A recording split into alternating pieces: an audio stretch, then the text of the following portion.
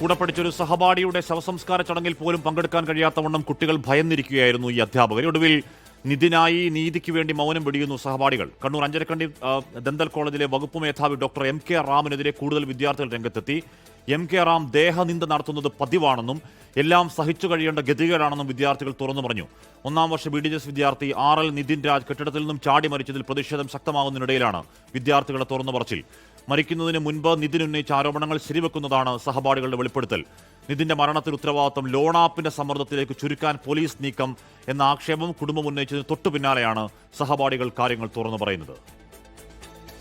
നമ്മളുടെ ക്ലാസ്സിൽ പഠിക്കുന്ന സ്റ്റുഡൻസിനെയും കളർ വെച്ച് പറഞ്ഞിട്ടുണ്ട്. പുള്ളിക്കാരൻ സ്റ്റുഡൻസിനെ പറയുന്നത് ഫാറ്റി, തിൻ, ലീൻ, കോക്രോച്ച്, അതല്ലാതെ ബോഡി ഷേമിംഗ് ഒരു പ്രശ്നമാണെന്ന് പോലും പുള്ളിക്ക് അറിയില്ല. ബൈ ദ ടൈം നമ്മൾ ഫൈനൽ ഇയർ എത്തിയ തേർഡ് ഇയർ ആയിരുന്നു പുള്ളിക്കാരൻ്റെ ക്ലാസ്. തേർഡ് ഇയർ എത്തിയപ്പോൾ നമുക്കത് നോർമലൈസ്ഡ് പോലെയായി. കോളേജിലെ അനാട്ടമി വിഭാഗം മേധാവി ഡോക്ടർ MK റാമിനെതിരെയാണ് വിദ്യാർത്ഥികൾ അനുഭവങ്ങൾ തുറന്നു പറഞ്ഞത്.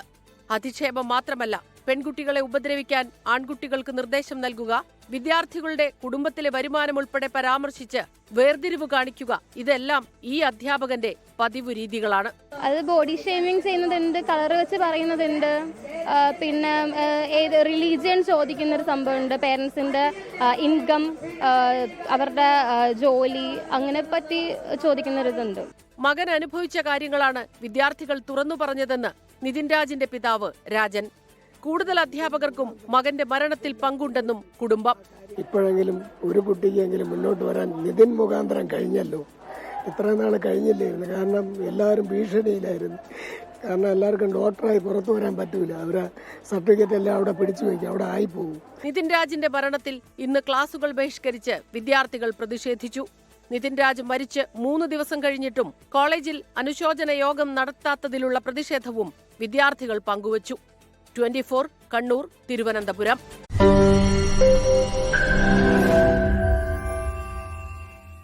ലോകത്തെവിടെയായാലും ഏത് സമയത്തും 24 വാർത്തകളും ഓഗ്മെന്റഡ് റിയാലിറ്റി പാക്കേജുകളും എക്സ്പ്ലെയിനറുകളും വിശദമായി കാണാൻ ഞങ്ങളുടെ യൂട്യൂബ് ചാനൽ നിങ്ങൾക്ക് സബ്സ്ക്രൈബ് ചെയ്യാം.